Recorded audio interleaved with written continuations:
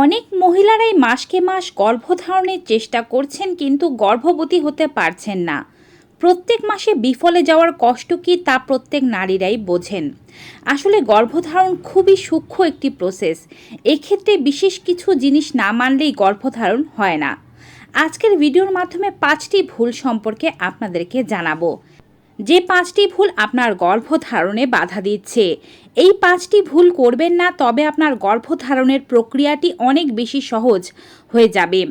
যারা মা হতে চাচ্ছেন তারা কমেন্ট বক্সে অবশ্যই লিখে দেবেন মা হতে চাই, যেন অন্যরাও আপনার কমেন্ট পড়ে এবং আপনার জন্য প্রার্থনা করতে পারে। আমি যে ভুলগুলোর কথা বলবো সেগুলো কিন্তু মৌলিক ভুল। শারীরিক বিশেষ কোনো অসুবিধার কথা আজকে উল্লেখ করছি না। ইন্টারনাল কোনো প্রবলেম যদি কোনো নারীর বা পুরুষের থেকে থাকে সেটি ভিন্ন বিষয়। পরীক্ষা নিরীক্ষার মাধ্যমে যা জানতে হয় এবং সে অনুযায়ী চিকিৎসা করতে হয়। আমি বলছি স্বাভাবিক যে বিষয়গুলো না মানলে বা শরীরের উপর দিয়ে যে বিষয়গুলো না মানলে আপনার গর্ভধারণে বাধা আসতে পারে। প্রথম কথা হিসেবে বলছি, ওভুলেশনের সময় জেনে সহবাস না করা। অনেকে গর্ভধারণ করতে চাইলে যে ওভুলেশনের সময়টি মেনে সহবাস করতে হবে তাই জানেন না। সারা মাস সহবাস করেও আপনি গর্ভবতী হতে পারবেন না যদি ঠিক না আপনি ওভুলেশনের দিন বা তার 1 থেকে 2 দিন আগে সহবাস করতে পারেন। সাধারণত নিয়মিত মাসিক যাদের তাদের মাসের মাঝামাঝি সময় ওভুলেশন হয়। তবে একেবারে অ্যাকুরেট ডেটেই যে প্রত্যেক মাসে আপনার ওভুলেশন হবে ব্যাপারটি তেমন নয়। এক এক মাসে এক একজন নারী শরীরে এক এক দিনে ওভুলেশন হতে পারে। তবে গড়ে পর্তায় যে হিসাবটি বলা হয় তা হচ্ছে, আপনার মাসিক যেদিন শুরু হয়েছিল সেদিনকে প্রথম দিন হিসেবে ধরে মাসিকের 11তম দিন থেকে 20তম দিন পর্যন্ত একদিন বাদে একদিন স্বামী সহবাস করা। যদি আপনার ক্ষমতা থাকে তবে প্রতিদিনও করতে পারেন, তাতে কোনো সমস্যা নেই। তবে 48 ঘন্টার পরে নয়, অর্থাৎ প্রত্যেক 48 ঘন্টায় একবার সহবাস করতেই হবে। তাই যাদের স্বামী কাছে থাকছে তারা এই নিয়মটি মানার চেষ্টা করবেন। যাদের স্বামী দূরে থাকছে তারা অবশ্যই এই দিনগুলোতে স্বামীর সাথে থাকার চেষ্টা করবেন। দ্বিতীয় যে কাজটি করতে হবে তা হচ্ছে আপনার বিএমআই মেপে দেখা, অর্থাৎ আপনার শরীরের ওজন কত। জানলে অবাক হবেন যে অধিকাংশ নারীরা শারীরিক কোনো সমস্যা নেই তারপরেও গর্ভধারণ করতে পারেন না, শুধুমাত্র তাদের শরীরের ওজন বেড়ে যাওয়ার জন্য। এবং পুরুষদের ক্ষেত্রেও কিন্তু ব্যাপারটি তাই।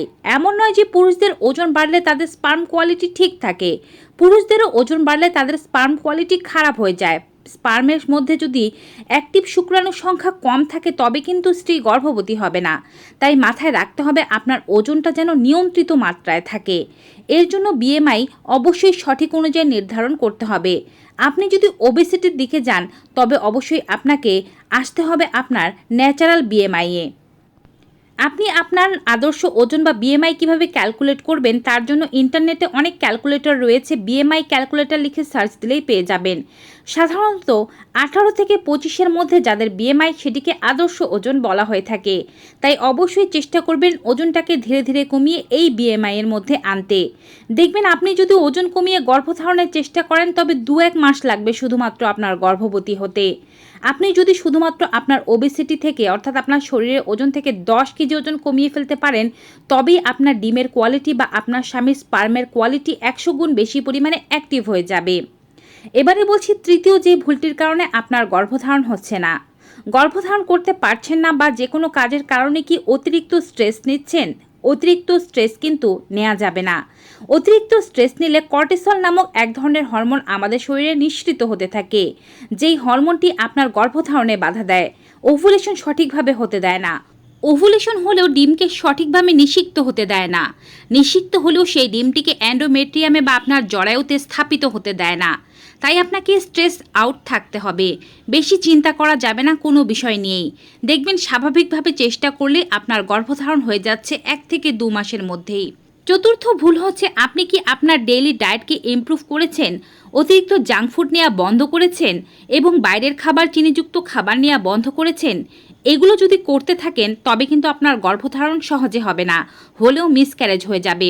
তাই বাইরের খাবারগুলো খাওয়া বন্ধ করে দিন, চিনি জাতীয় খাবার খাওয়া বন্ধ করে দিন, প্রসেস ফুড খাবেন না।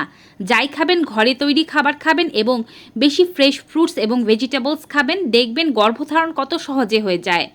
পঞ্চম ও সর্বশেষ ভুল হচ্ছে সহবাসের সময় কি আপনি কোনো লুব্রিকেন্ট অথবা থুথু কিংবা লালা ব্যবহার করছেন। এগুলো বীর্যের মধ্যে যে শুক্রাণু রয়েছে তাকে নষ্ট করে দেয় এবং শুক্রাণু আর অ্যাক্টিভ থাকে না। শুক্রাণুই যদি অ্যাক্টিভ না হয় তবে আপনি কিভাবে গর্ভবতী হবেন। তাই সহবাসের সময় কোনো প্রকারের লুব্রিকেন্ট বা মুখের থুতু লালা ব্যবহার করবেন না। স্ত্রীকে উত্তেজিত করুন, তারপরে সহবাস করুন। এতে করে কিন্তু সহজে গর্ভধারণ করা যাবে। ভিউয়ার্স, ভিডিওটি কেমন লেগেছে কমেন্ট বক্সে অবশ্যই জানাবেন। নতুন ভিডিও নিয়ে হাজির হয়ে যাব। Good bye and take care.